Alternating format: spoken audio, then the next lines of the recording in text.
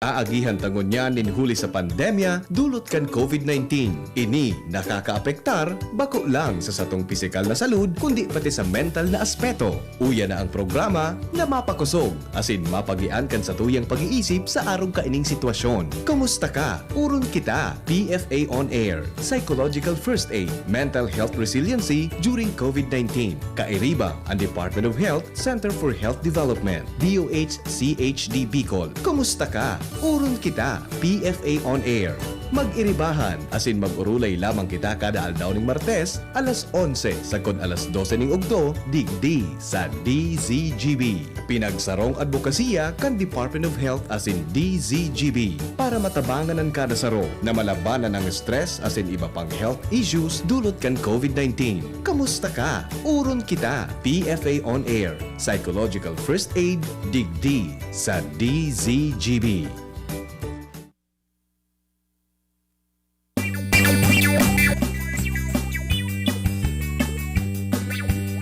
Panatilihing malinis ang ating katawan.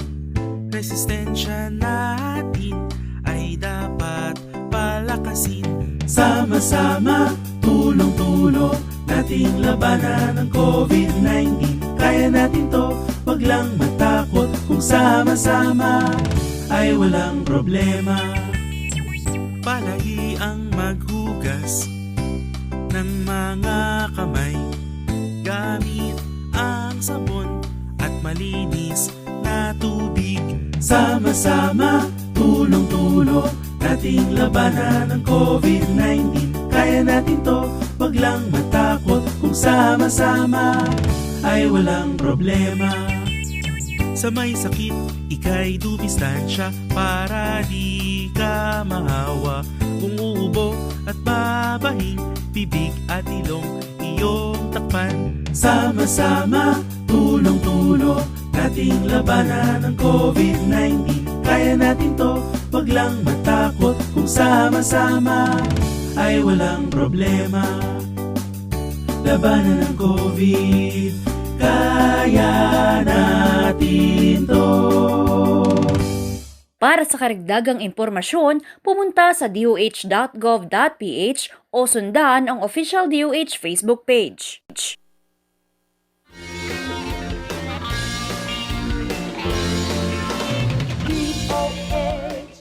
Ayan, isang malamig na umaga sa mga nakikinig ngayong araw dito sa ating programa na Psychological First Aid on Air.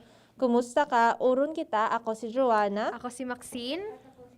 At kami ay mula sa Department of Health Bicol, Center for Health Development. So nakatutok po kayo sa ika-14 na episode at ikahuli na rin na episode nitong PFA On Air. Kumusta ka? Urun kita dito sa DCGB.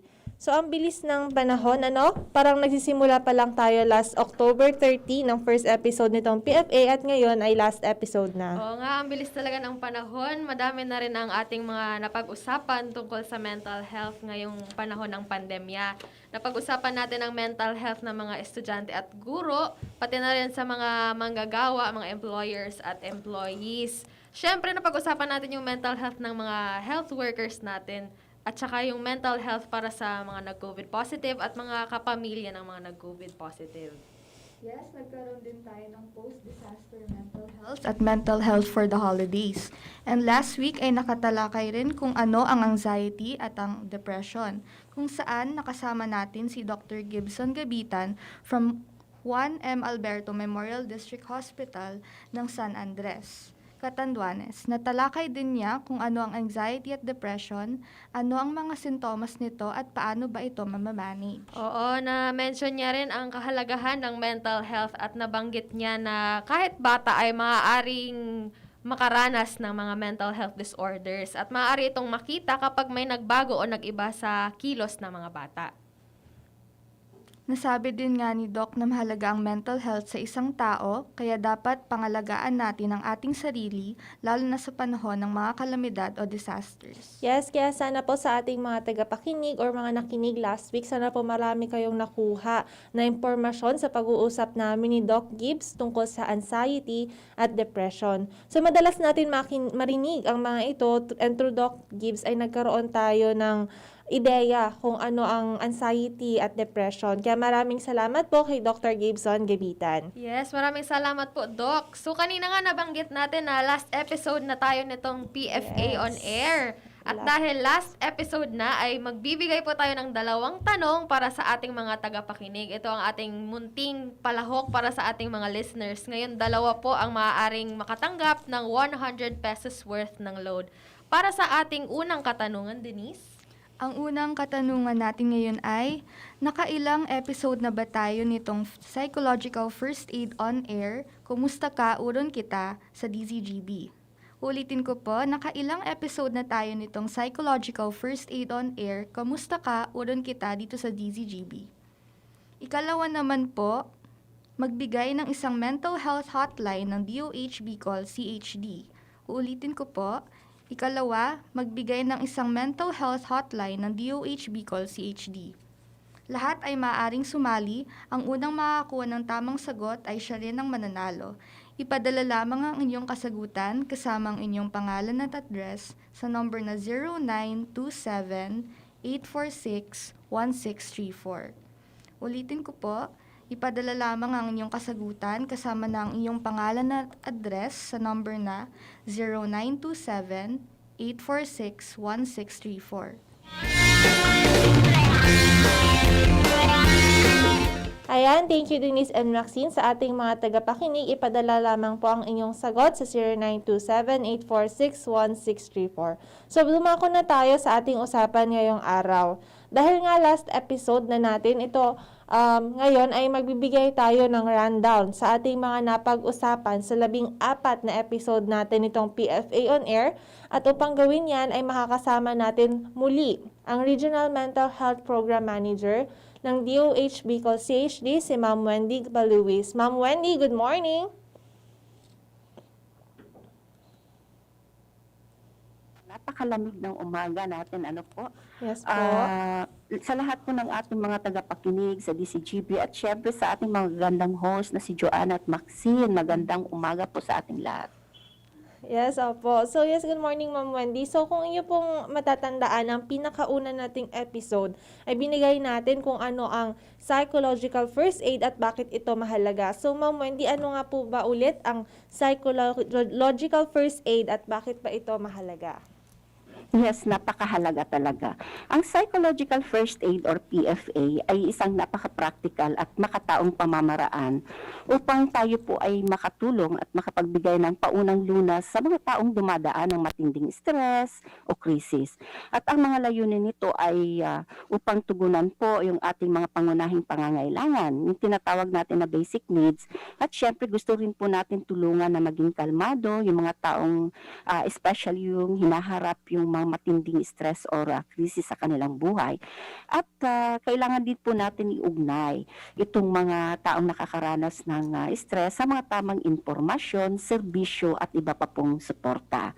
Ang mga halimbawa po ng psychological first aid, yung especially yung support po ng family, yung mga information support, at syempre po yung tracing services, yung mga taong for example nawala dahil po sa gitna ng krisis or trahedya ay kailangan po natin iugnay sa kanilang mga mahal sa buhay. So ito po yung mga halimbawa na maaari po natin gawin or maaari po natin iabot sa ating mga service users.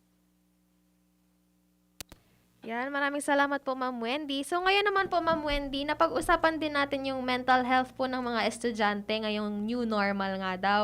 Nakasama natin noon si Miss Maria Pamela Sora Viñas ng CHED. So, nagkaroon din po tayo ng talakayan tungkol sa mental health sa workplace dahil sa pandemic. Ngayon po, Ma'am Wendy, ulitin na lang po natin kung ano yung mga maaaring epekto sa ating mag-aaral at mga workers o kaya sa ating lahat. Ano ba ang epekto na maidudulot ng pandemya sa ating mental health? Yes, okay. So, in fact, marami po ang posibleng psychological effects. Pwedeng maganda at hindi maganda. So, unang-una po, dahil po syempre may restriction tayo o limitasyon sa mobility at dahil alam po natin na sanay tayo sa face-to-face contacts, maraming arrangement po ngayon ang nabago. Hindi lang sa opisina, hindi rin po sa paran, kundi halos po lahat ng ating kapaligiran. For example, yung sa simbahan, palengke, malls, transport at iba pa. Ginagawa po natin ito, syempre siyempre upang maiwasan po natin ang pagkalat ng sakit na COVID-19. At dahil po dito, kahit ang ating social life naapektuhan rin. So iniiwasan po rin natin ang mga gatherings or parties o pag-ipon-ipon upang maiwasan po yung posibleng mahawa or makahawa po tayo. Subalit, may mga magagandang epekto rin naman po tayong nakikita, di po ba? Lalong-lalo na po sa relationship ng pamilya at ng iba pa. Dahil po mas marami po na ngayon ang panahon natin sa mga bata. Yung mga bata po ay wala nang pasok sa eskwelahan at karamihan naman po sa mga magulang ay may work arrangement no, na nasa bahay lang po. So in other words, most of us naman po nag-i-stay naman po sa loob ng bahay at gumagawa ng mga bagay na kanilang kinasisiyahan. Subalit maraming establishment po ang nagsara no at nawala ng trabaho at dahil po dito naapektuhan rin po yung ating ekonomiya at humina rin kaya maraming tao po ang namroblema at naapektuhan ng kanilang pamumuhay at ito po yung dahilan kung bakit naapektuhan yung kanilang lusog-isip. Sa madaling salita po ay talagang nabago po yung ating nakasanayan na routine at ito po yung mga dahilan kung bakit po nai-stress yung mga tao sa ganitong mga paraan ng pagbabago, yung tinatawag natin na new normal. So, apektado po talaga at marami pong mga posibilidad na mga psychological effects. Yes po, Ma'am Wendy, tama po. Ngayon, napag-usapan din po natin, Ma'am Wendy, ang mga kalagayan ng COVID-19 suspects, health workers, COVID-19 positive, pati na ang kanilang mga pamilya. Ngayon po, Ma'am Wendy, ano po ba ang dapat nating gawin upang makatulong sa mga may pinagdadaanan, lalo na sa mga nasa isolation o naka-quarantine dahil sa pandemya? Tama po yan. Kaya po, napaka-importante po no, sa lusog-isip na dapat aware po tayo ng mga epekto ng stress sa ating sarili. Ito po yung tinatawag na self-awareness. Alam po natin kung paano po natin hinaharap, no, kung paano po natin kino-cope up yung mga stressors or problema, at kung paano po natin ito kailangan o yung tinatawag natin na ma-overcome or adaptive po natin. So, kailangan po natin itong tingnan. Napakahalaga po ng adaptive coping strategy sapagkat ito po yung ating driving force kung sa oras ng ating stress, no, yung problema, ito po yung paraan natin kung paano po tayo bumabangon. At kailangan din po na nakafocus tayo sa mga kagalingan, yung mga positive traits natin. Ito po yung ating lakas. Bawat ang isang tao ay madaling bumangon po sa gitna po ng krisis, sa gitna po ng trahedya. So meron po siyang tinatawag na gabay, no? Ito po yung kanyang lakas upang madali po niya ma-overcome. Nakaka-adapt siya, no? Nakaka-adjust siya kaagad. At kailangan din po natin i-highlight yung mga resources katulad ng ating support sa family. Tingnan natin, no? As a psychological first aid provider, tinitingnan natin kung ito bang taong itong nangangailangan ng tulong, lalong-lalo na yung mga nakaka-experience na mga distressful events ay merong suporta sa kanyang pamilya. So, kailangan po natin tingnan ito sapagkat iba-iba po no, yung kanilang, iba't iba po ang resources ng mga tao. At tingnan din po natin kung paano natin iuugnay yung kanyang pangangailangan sa community.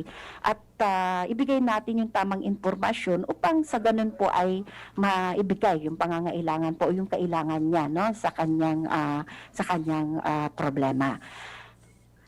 Ayan, so maraming salamat po Ma'am Wendy. So yan po yung rundown o yung mga mahalagang napag-usapan natin sa mga nakaraang episode. So masyadong marami na po talaga tayong napag-usapan, no po?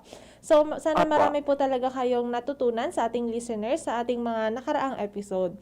So sa ating pagbabalik po ay makakasama pa rin natin si Ma'am Wendy at pag-uusapan natin kung ano ang mga misconceptions or myths sa mental health. Magbabalik po ang Psychological First Aid on Air. Kumusta ka? Uron kita dito sa DCGB. Ang oras ay 11:15 a.m. Patuloy laban natin sa COVID-19. And together, we can beat the solution. B. Bawal walang mask. I. Isanitize sa mga kamay. Iwas hawak sa mga bagay. D. Dumistansya ng 1 metro. A. Alamin ang totoong impormasyon tungkol sa COVID-19. Protektahan natin ang sarili at mga mahal sa buhay. BIDA. Be the solution sa COVID-19.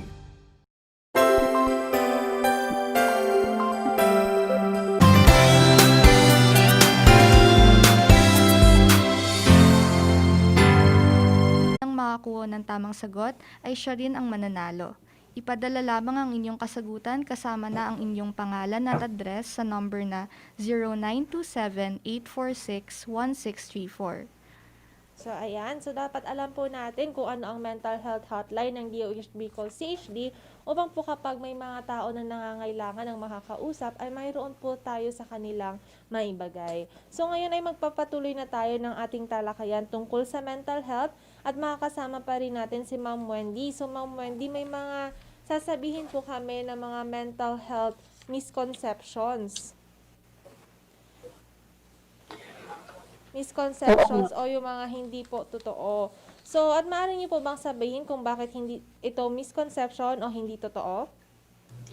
Oo nga, Sa nakakalungkot pero marami pa rin po talaga mga maling paniniwala sa mental health o lusog isip na maaring sanhi ng iba't ibang factors. For example, yung tradition or kultura, poor education. Subalit ang mga ito po ay maaring itama natin sa pag-igting ng pagsulong o advokasya ng ating pangkalusugan. Halimbawa po nito, yung paniniwala na ang taong may sakit ay hindi na kailangan gagaling. Ano po? At ang ibang may sakit naman ay hindi kaagad nadadala sa pinakamalapit na health facilities o pagamutan.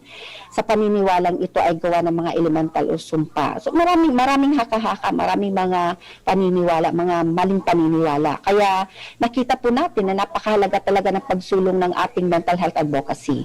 Katulad po ng programang ito ay napakahalaga po itong PFA on air. Opo. So, Ma'am Wendy, may na mga nakuha po kaming misconceptions. Yes, oo.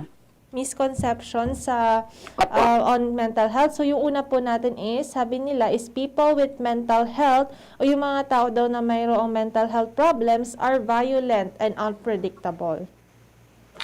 Karamihan naman po sa taong ginagamot ay stable na. So, hindi po natin maaring i-label kaagad na lahat na mga taong may problema sa isip ay violente. In fact, kapag ang isang tao po na may sakit sa isip ay ginagamot na, karamihan po sa kanila ay stable na yung kanilang kondisyon. At kung sakali man po na may nakikitang violence sa taong may sakit sa isip, ito po ay konektado sa kanilang social life. So, bumabalik sa kanilang kaisipan yung kanilang problema. Kaya, kailangan po natin iugnay kaagad-agad sa pinakamalapit na health facilities upang mabigyan ng nararapat na management o aksyon kung kinakailangan. Iugnay po sa mataas na antas, for example, dito sa Bicol Region, kailangan magsisimula yan sa mga rural health units. Meron po tayong kakayahan na tingnan, i-assess yung mga pasyente at tignan yung kanilang kondisyon at mabigyan din ng gamot kung kinakailangan. Kung hindi po ito, mabigyan ng nararapat na lunas, so maaari po yan iugnay o refer na sa tinatawag natin na Don Susano Rodriguez Memorial Mental Hospital na matatagpuan po yan sa Kadlan, Camarines Sur. So dito po sa atin ay napakahalaga po ng suporta ng pamilya upang ito po ay maiugnay natin sa mga pagamutan. So maiiwasan po yung ganito mga violente kung ang bawat isa po ay tulong-tulong sa pagbibigay ng suporta, lalong-lalo na po yung tulong na galing din po sa komunidad at iba pa. Ayan, maraming salamat po Ma'am Wendy. So ayan, sa ating mga listeners po, hindi po totoo na violent and unpredictable Yes, ang mga opo. may mental health problems. So ito naman pong susunod na misconception po Ma'am Wendy. Wala raw pong magagawa ang isang tao para makatulong sa may stress o mental health disorder na kapamilya or kamag-anak, ganun po. Tama po. Lahat naman po tayo ay may kanya-kanyang pamamaraan. Maliit man po o malaki ay meron po tayong responsibilidad upang matulungan po natin ang isang taong nangangailangan ng tulong. So lalong-lalo na po yung mga taong nakikita po natin na may sakit sila sa isip o nagpapakita ng mga sinyales or simptomas na may sakit sa isip.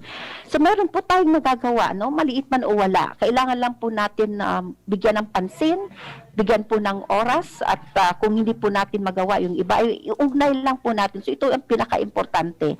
As a psychological first aid provider, iugnay po natin or kailangan natin i-refer sa mga taong maaari pong magbigay ng tulong. Ayan po Ma'am Wendy, talagang importante po na mabigyan natin tuon ng mga taong may mental health disorder at maunawaan din po natin sila. Ang Yes, next, totoo po yan. yes po. Ang next po natin na misconception po ay ang mental health problems ay permanent.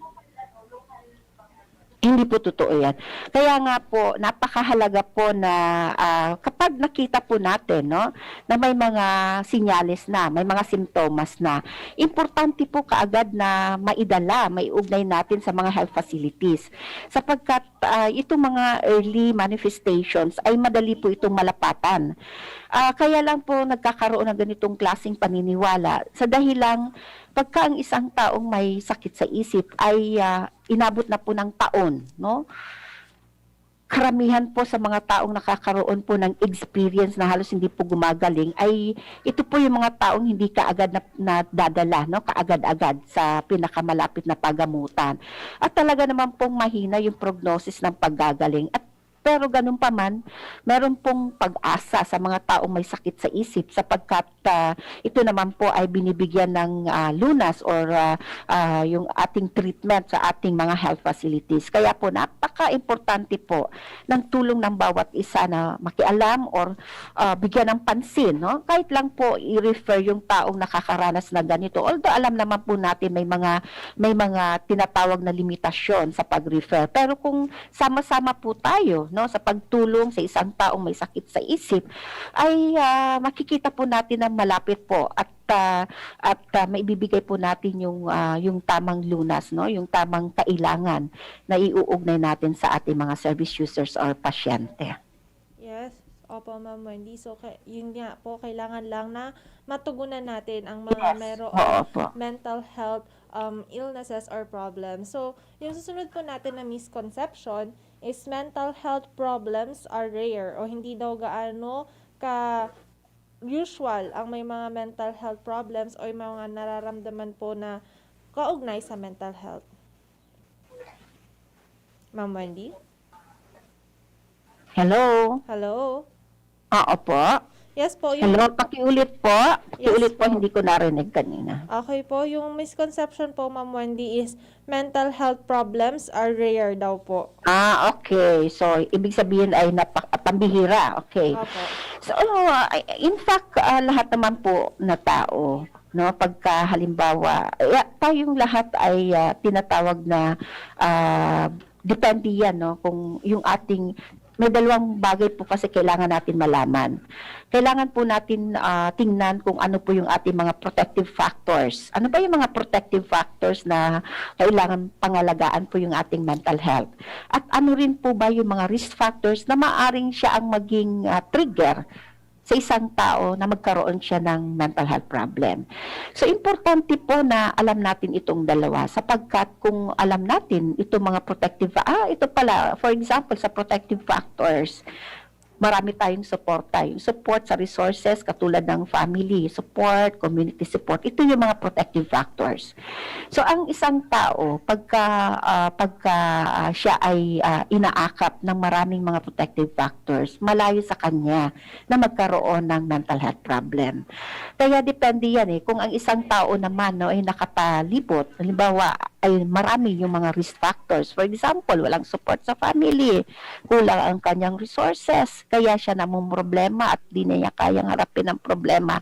So ito po yung dahilan kung bakit po vulnerable siya, vulnerable siya na magkaroon ng mental health problem. Kaya kung ang tanong ay ang mental health problem ba ay rare, so depende po yan sa sitwasyon ng isang tao. Kaya kailangan po natin paigtingin ang suporta sa bawat isa upang maiwasan na magkaroon po ng sakit sa isip ang isang tao. So, suporta at pagmamahal ay napaka-importante, lalong-lalo na po yung pagmamalasakit sa bawat isa. Yan, suporta po talaga, Ma'am Wendy, ay napaka-importante.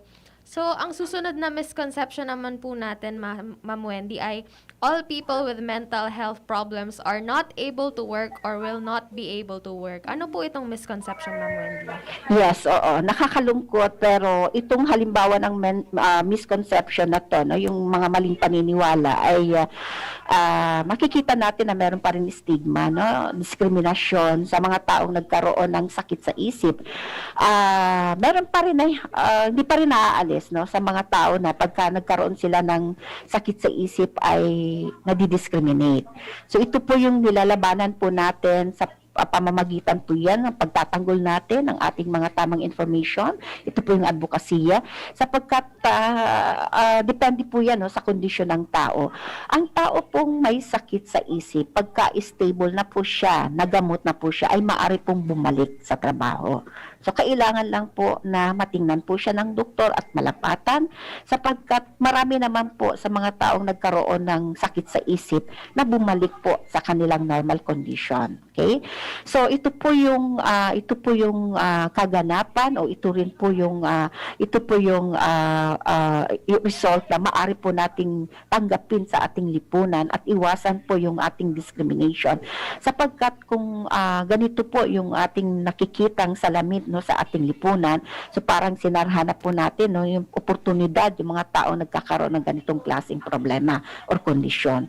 So sa makatuwid po, ang suporta po ng bawat isa, ang pag-iintindi, no, ng bawat isa sa isang taong nangangailangan ng tulong. At nakita naman po natin na ang isang tao naman po ay nakabalik na sa normal na ibig sabihin yung kanyang routine, no, yung quality life ay maaari po, wala pong sinasabi sa ating batas na ang tao pong may sakit sa isip na at maaari na po, no, nakabalik sa kanyang normal yung routine, no, at nakikita naman natin na very productive yung kanyang ginagawa, ay maaari pong tanggapin sa ating lipunan. Kaya po tayo po ay nakikiusap, no, na paigtingin po natin yung ating advokasya na iwasan po yung ating diskriminasyon at hindi rin po naiiwasan na may stigma diyan sapagkat syempre pag sinabing stigma yung mga taong halimbawa yung relative ng pasyente, no, yung relative ng isang taong may sakit sa isip ay ang feeling niya, no, syempre parang nahihiya sila dahil nga sarado yung tulong, sarado yung pangunawa.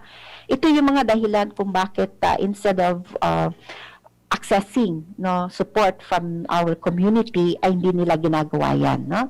Kaya kailangan po natin labanan yung ating tinatawag na diskriminasyon at stigma sa ating lipunan upang mabigyan po ng access yung mga taong may kapansanan sa isip pero maaari po silang gumawa, na stable na sila, nagamot na sila. In other words, sila po naman ay very proactive na maging inclusive sa ating mamayanan. Ibig sabihin sila po ay dapat isama, no, inclusive sa ating lipunan upang makihalubilo at magtrabaho at mamuhay ng marangal. Yes po, tama po Ma'am Wendy. Tsaka dapat po, ang mga tao pong may mental health illness ay itrato natin ng pantay-pantay. At correct. Dapat, tama yan, opo. At kailangan din po natin malaman, Ma'am Wendy, na ang tao pong may mental health illness ay hindi po hadlang sa kanila ang magtrabaho. Ayan po. Ang sunod naman po na misconception natin ay ang mental health problems ay isang sign ng weakness. Marami naniniwala na isa ito sa mga paniniwala, no. Ang sakit daw sa isip ay isang simbolo ng kahinaan. In fact, ito ay maling paniniwala, no. Nagkataon lang po na halimbawa sa isang member of the family ay itong mga taong ito ay mas exposed sa mga problema, no. Okay, so hindi po totoo yan sapagkat meron din naman po, no, na mga ibang tao na nakakaranas ng panghina. Ang kailangan lang po natin ay ipadama sa kanila ang suporta. So it is not actually a sign of weakness, but it is a sign of they need help, no, especially sa condition po nila na kailangan pong matugunan ng lapat, kailangan pong ipadama po sa kanila ang pag-intindi, kailangan ito po ay hudyat, no, na kailangan po natin na baguhin yung ating siste upang matugunan po ang pangangailangan ng bawat tao, lalong-lalo na po yung mga taong may mga problema, no, sa mental health. Ayan. So, ayun po, hindi po siya sign of weakness ang mga mental health problems. So, nagkataon lang po. So, ngayon po, Ma'am Wendy, yung ating isang misconception pa ay children do not experience mental health problems. In fact, hindi po ito totoo, no? Opo. Kahit po ang mga bata ay nakakaranas din po ng mental health problem, no? In fact, sa gulang na 10, 12 pataas hanggang 15, no? 15 years old ay ito yung pinakamaagang edad na nakikita natin hango sa ating datos, no, na nakaka-experience na ng mental health problem. Kaya po napaka-importante po ng yung role, yung papel ng ating mga magulang, papel ng ating mga guro, no, nagabayan yung mga kabataan sapagkat napaka-importante po na mabigyan sila ng gabay para maiwasan po itong mga tinatawag na mga risk factors, no. Ito rin po yung I would like to take this opportunity, no, especially sa ating edukasyon, na kailangan po talagang paigtingin yung mga information about yung mga tinatawag natin na preventive factors, kung paano po mapapangalagaan ang kalusugan ng bawat isa, lalong-lalo na po yung ating mga kabataan, upang maiwasan po sila, no, malulong sa tinatawag natin na mga risk factors. Sapagkat ito pong mga kabataan ay nauuwi, no, pagka wala silang mapuntahan, no, walang support sa family, walang support sa kanilang sa kapaligiran, no. Ito yung mga taong tumatakbo sa ibang grupo na pansamantala ay nakakakuha po sila ng pleasure, no? Kaya minsan yung ating mga kabataan po ay nalululong sa droga sapagkat panandalian ay nakakakuha po sila ng kasiyahan. Subalit ito po ay alam naman natin na hindi nakakabuti sa kanilang katawan. Kaya napaka-importante po na i-promote po natin, na ipagtanggol yung healthy lifestyle, iwasan po yung mga risk factor, paninigarilyo, yung pag-inom ng alak, at minsan po nauuwi po ito, no, sa ating tinatawag na illegal drugs, at yung iba naman po ay nagkakaroon ng unsafe sex, no, minsan nabubuntis ng maaga. So isa po ito sa mga pamamaraan na kailangan po nating tingnan yung kanilang mga risk factor upang paigtingin, no, patibayin po yung kanilang mga protective factors sa tulong po ng kaguruan, sa tulong po ng mga magulang. Maaari pong mag-develop or magkaisa upang gumawa ng isang programa upang ma-strengthen o palakasin po, no, na mabagyan ng protective na programs or mga aktibidad na maaari pong makatulong sa programa ng kalusugan ng mga kabataan. So ito po yung mga kailangan po natin sigurong i-rekomenda upang mapanatili po natin na maganda, na protektahan po natin yung ating mga kabataan. Ayan, opo, Ma'am Wendy. So, lahat po talaga, even the youth, can experience Opo, mental opo. health Yes, problems. Opo, opo. at kailangan lang din po sila mag-guide ng tama Yes. po. Ayan, thank you po, Ma'am Wendy. So, napakaraming misconception ang nakapaloob sa mental health at mayroon pa rin na hindi bukas sa mga mental health issues. So, napakahalaga talaga na malaman natin kung ano ang totoo at ang mga katotohanan tungkol sa mental health. So, Ma'am Wendy, kagaya ng mga nakaraang episode, siguro ulitin na lang natin na kapag kailangan na po ng tulong, saan po ba sila maaring pumunta? Unang-una, ang bawat isa ay maaring magbigay ng tinatawag natin na psychological first aid. Kaya nga, meron tayong PFA, di po ba? Okay, Opo. so lahat po tayo, no? Ang bawat tao po ay pwedeng maging psychological first aid provider. Paunganang lunas po yan.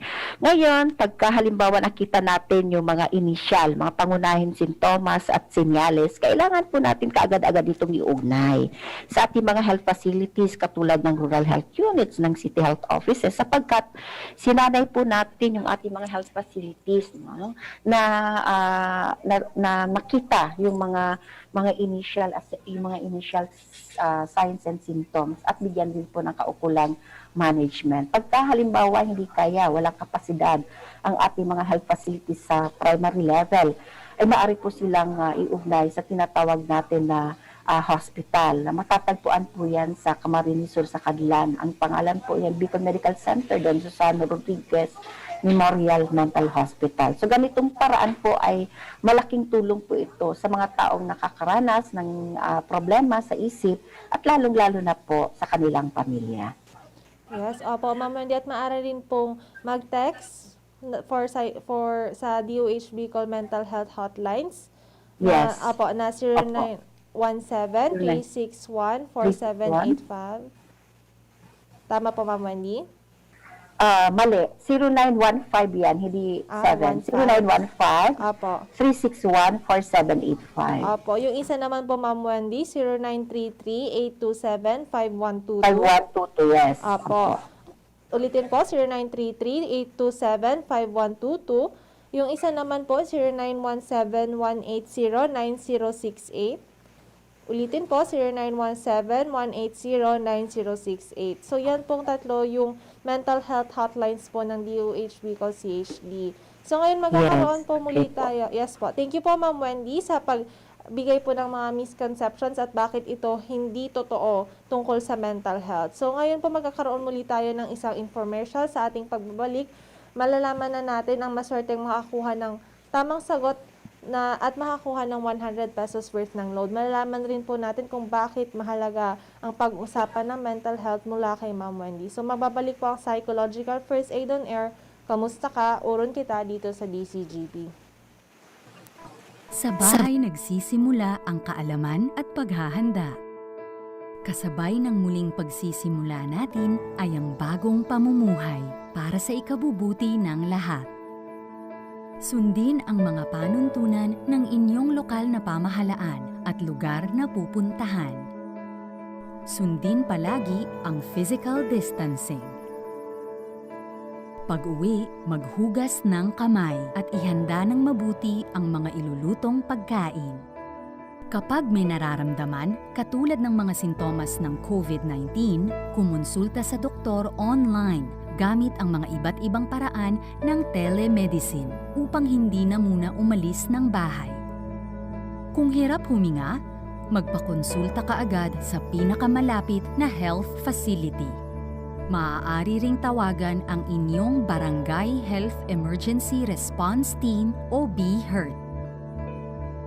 Ang mga kapamilyang may kasalukuyang karamdaman at mga nakatatanda ay dapat mas ingatan.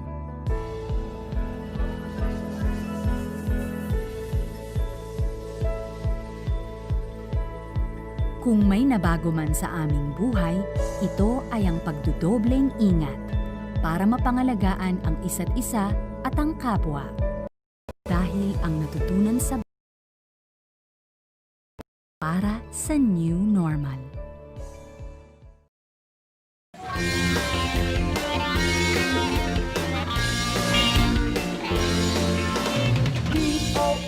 Ayan, nagbabalik po ang Psychological First Aid. Kumusta ka? Uron kita dito sa DCGB. So, kasama pa rin po natin si Ma'am Wendy Baluis, ang Regional Mental Health Program Manager ng DOH Bicol CHD. So, ngayon po, Ma'am Wendy, kanina nabigay natin yung mga misconceptions. So, yun na summary lang po, Ma'am Wendy. Bakit po ba mahalagang pag-usapan ang mental health? Yes, mahalaga pong pag-usapan ng mental health sapagkat kabilang po dito, no, kailangan natin tingnan yung ating emotion, yung ating psychological, at pati na po yung ating tinatawag na social well-being. Ito po ay naapektuhan yung ating pag-iisip, yung ating pakiramdam, at pati na po yung ating action. Kaya nakakatulong po ito kung paano po natin i-handle yung ating stressors, yung ating problema, at pakikisama sa iba. Lalong-lalo na po yung ating pagdidesisyon sa buhay, sa pang-araw-araw. So, napaka-importante ng mental health sapagkat, syempre, starting from in every stage of life, starting from childhood sa pagkabata, pag naging adult ka na, adolescence, hanggang pagtanda mo po, ay kasama po yung ating mental health. Kaya, kailangan po natin maintindihan, unawain, at kung paano po natin kilalanin, no, at ipausad yung healthy mental lusog-isip, no? Yes, Okay. opo, Ma'am Wendy. Ang Hello? opo, Opo. yes po, ang mental health po, Ma'am Wendy, hindi natin masasabi na malusog talaga tayo kung hindi po dyan kabilang ang lusog isip. Ano po, Ma'am Wendy? Yes, correct. Opo, Opo, opo. kasing ano rin po Opo. siya ng physical Yes, health. ay importante po, opo. Kasi ang tinitingnan natin dito yung kabuuan. Kabuuan, yung tinatawag natin health and well-being. Especially po yung ating emotional, psychological, at social well-being. Importante po ito, no? Sa ating framework, kumbaga, ang isang tao, pagka hindi klaro sa kanya yung kanyang patutunguhan, ay mahirap, no, unawain kung ano bang buhay ang gusto ko. So, kaya po, napaka-importante po ng mental health sapagkat ito po yung paraan, no? Ito po yung ating gabay. Kumbaga, tumatayo tayo sapagkat malinaw sa atin kung ano po yung dapat nating karaknan. Sa tulong po yan ng ating pag-uunawa sa ating, kanina nabanggit ko na yung mental health ay kasama pong unawaan po natin, kikilalanan po natin kung ano po yung ating nararamdaman. No, yung ating feelings, emotions, yung ating pag-iisip, yung ating relasyon, yung social. Ito yung mga factors na kailangan po natin tingnan sapagkat naapektuhan po yung ating pag-iisip, yung ating pakiramdam at pati na rin po yung ating mga ginagawa. So ito yung kailangan po natin maunawaan sa ating mental health sapagkat kung alam po natin o kilala po natin yung ating sarili ay maaari po tayong makatulong, tulungan natin yung ating sarili at makakatulong din po tayo sa iba na tulungan nila yung kanilang sarili. So especially po sa pagharap ng mga stress, sa pagharap po ng mga problema, pakikipag-ugnay sa ibang tao at lalong-lalo na po yung pagbibigay ng tamang desisyon. Yes. Opo, Ma'am Wendy, ngayon po sa ating huling episode, ano po yung mensahe ninyo para sa ating mga tagapakinig po? Ang mensahe ko po, no, kalusugan, no, para sa lahat, no. Importante po na pangalagaan po natin ang ating sarili, hindi lang po yung ating physical aspect, but syempre kailangan din po natin pangalagaan yung ating lusog isip, no, yung ating kaisipan, sapagkat napaka-importante po na minsan po kasi sa sobrang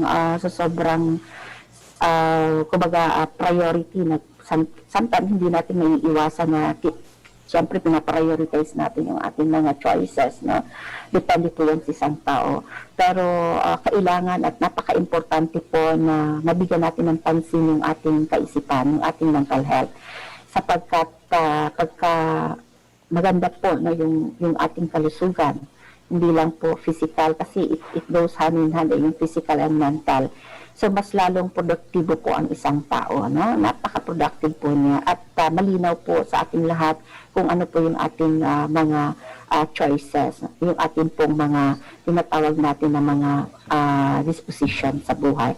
Nakakatulong po yan sa tulong ng ating mga relationship or social interaction with our family and surroundings, yung ating trabaho, yung ating mga friends, yung ating depende po kung ano po yung sitwasyon na ating kinalalagayan. So sa makatuwid po, hindi po natin pwedeng ihiwala yung ating mental state, yung ating kaisipan sa ating katawan. So kailangan po natin pangalagaan yung ating physical and mental so that we will be able also to help, no, to have a healthy social relationship.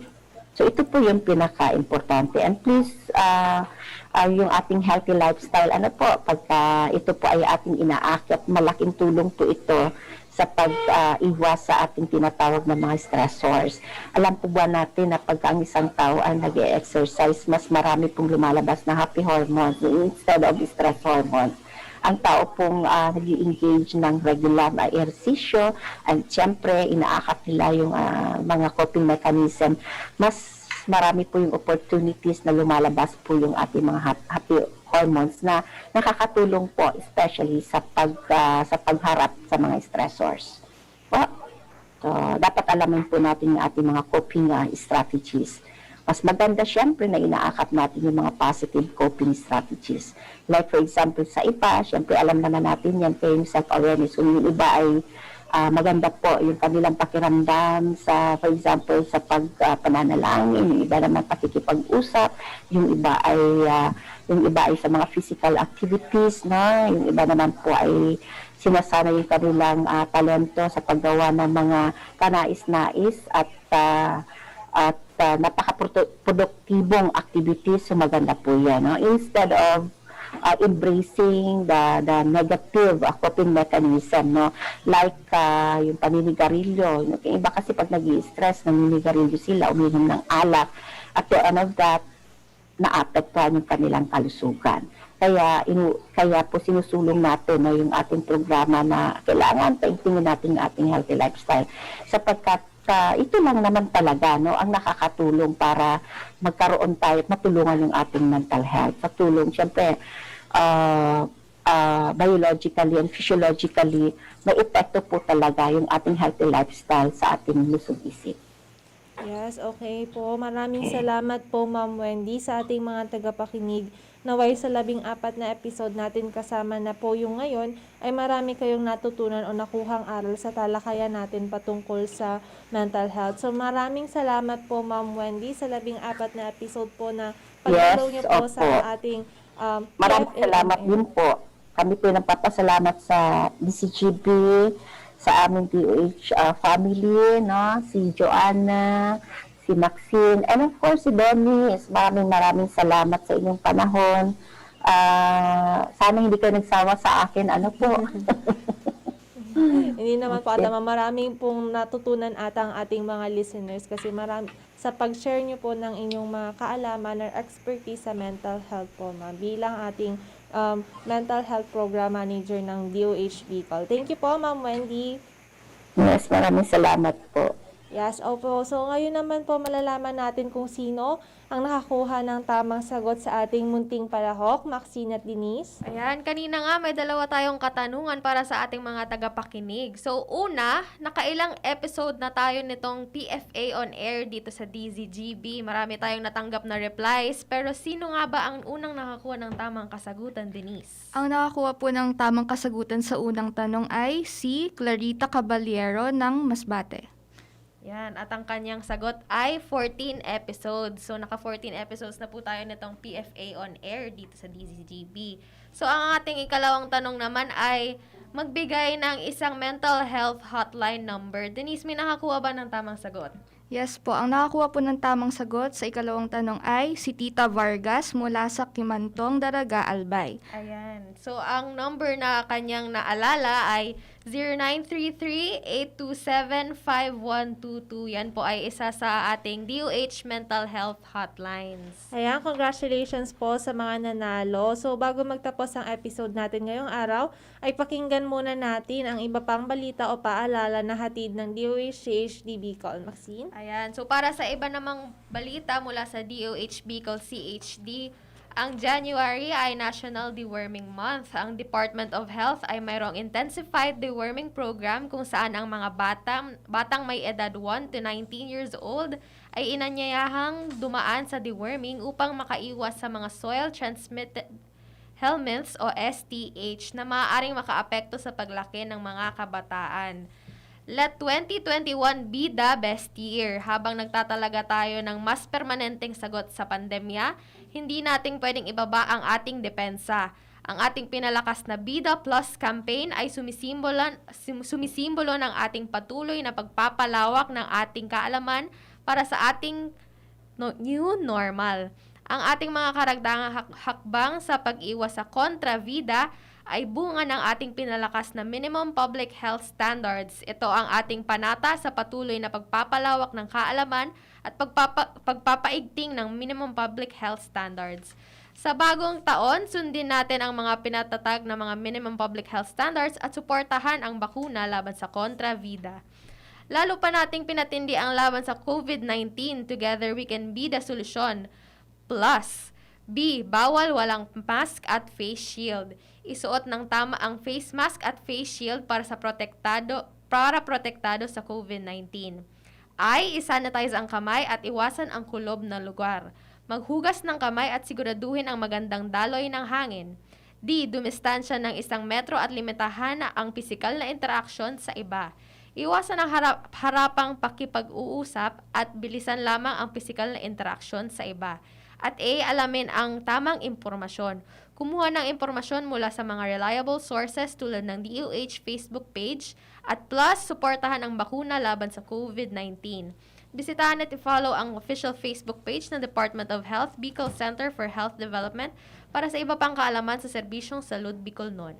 Yes, sa patuloy po natin pagharap sa COVID-19 pandemic ay lagi pong tandaan ang Bida Solution Plus. Ulitin po natin para ma-absorb po ng ating listeners. Madali po itong tandaan, Maxine Denise. Yan, ang Bida Solution Plus po natin ay bawal walang mask at face shield, isanitize ang kamay at iwasan ang kulob na lugar, dumistansya ng 1 metro at limitahan ang pisikal na interaksyon sa iba, alamin ang tamang impormasyon, plus, suportahan ang bakuna laban sa COVID-19.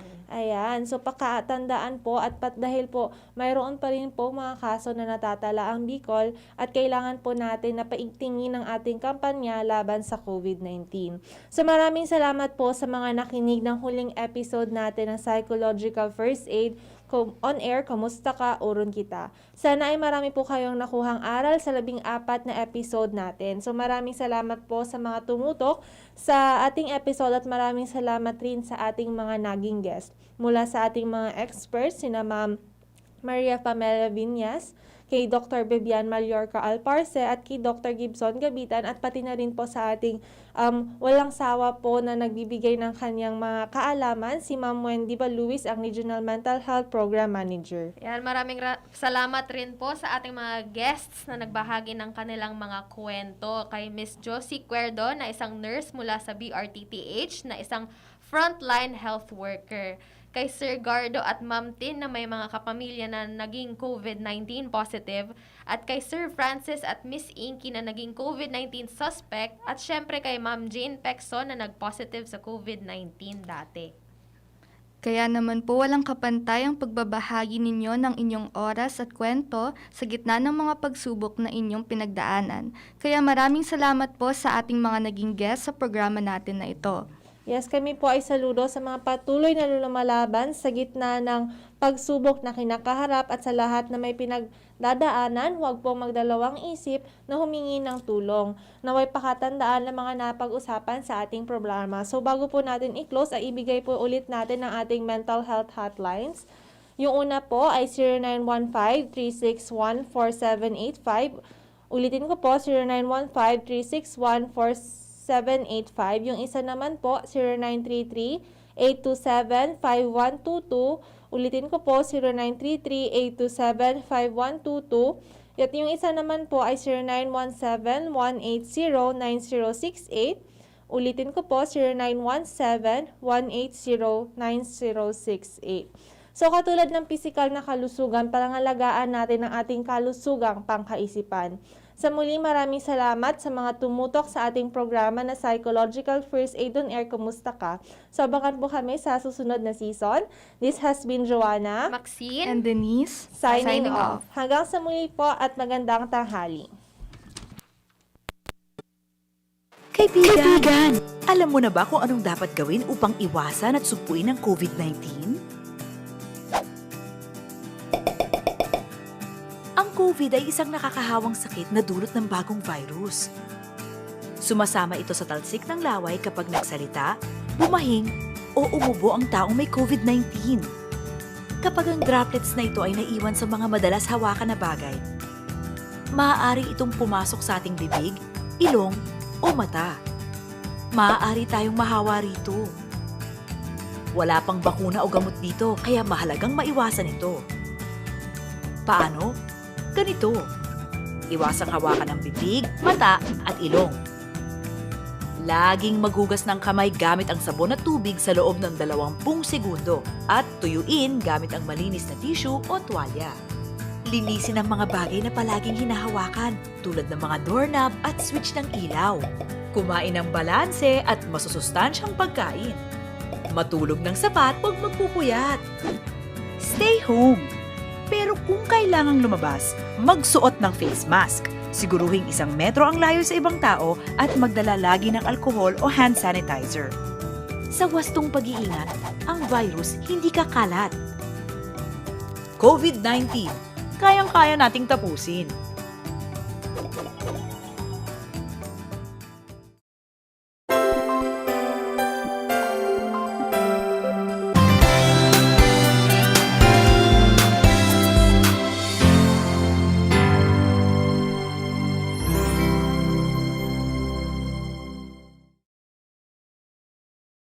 Programang Kamusta Ka? Huron Kita, PFA On Air. Hatod sa Indo, kan Department of Health asin DZGB. Abangan giraray sa masunod na Martes. Kamusta Ka? Huron Kita, PFA On Air. Salamat kan sa indong pagantabay.